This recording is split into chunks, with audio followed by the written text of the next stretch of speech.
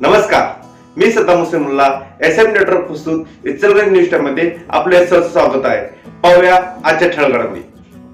आर्थिक फसवणूक व जीवे मारण्याच्या धमकी प्रकरणी पोलिसांत तक्रार. आर्थिक फसवणूक करून सुमारे 1,35,000 रुपये घेऊन पळ काढल्याचा तसेच पैसे परत मागितल्यावर जीवे मारण्याची धमकी दिल्याचा आरोप करत इचलकरंजीतील एका महिलेने शिवाजीनगर पोलीस ठाण्यात तक्रार अर्ज दाखल केला आहे.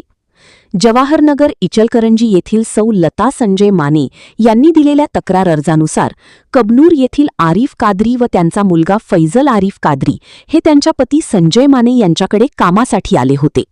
सुरुवातीला त्यांनी विश्वास संपादन करून 2 लाख रुपयांची आर्थिक मदत मागितली होती.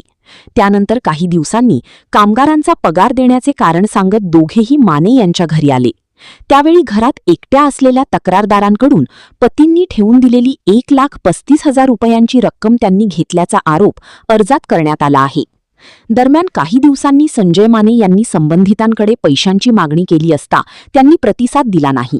वारंवार संपर्क साधूनही पैसे परत न मिळाल्याने माने दाम्पत्याने त्यांचा शोध घेतला. यावेळी संबंधितांनी वास्तव्याचे ठिकाण सोडून दिल्याचे समोर आल्याचा दावा तक्रारीत करण्यात आला आहे. तक्रारदारांच्या म्हणण्यानुसार पैसे परत मागितल्यावर संबंधितांकडून धमकीची भाषा वापरण्यात आली. पैशांसाठी तगादा लावू नका, अन्यथा गंभीर परिणामांना सामोरे जावे लागेल, अशा आशयाची धमकी दिल्याचेही अर्जात नमूद करण्यात आले आहे.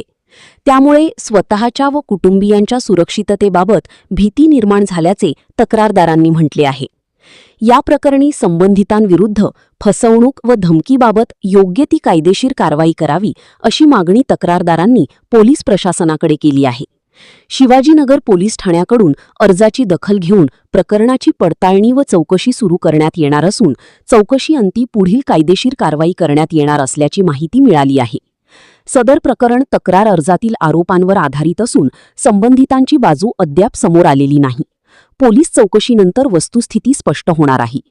तक्रार अर्जामध्ये सौ लता माने, संतोष सावंत, संजय माने, अर्जुन ढवळे, भीमशक्ती सामाजिक संघटना कोल्हापूर जिल्हाध्यक्ष सुनील जावळे, राजाराम पोवार, सुभाष कुरकुटे, आबा खवरे, ताजुद्दीन अंकली, राजू नगारे, सौ लक्ष्मी गारवे, सौ नागुताई लोटे, सौ सुलोचना घाडगे, ज्योती भिसे यांच्या स्वाक्षऱ्या आहेत. वैपई कामगार काही एजंटांनी फसवत आहे. त्यांच्याकडे आर्थिक पैसे घेऊन तिकडचं काम सोडणार आहे म्हणून यांच्याकडे पैसे घेऊन पेशनी देणार आहे म्हणून यांची फसवणूक केलेली आहे. म्हणून आपण शिवाजीनगर ठाण्याला आपण निवेदन दिलेलं आहे की हे एजंट पण बाहेरनं पैसे आणून देतात, त्यांचे पैसे घेऊन पसार होतात.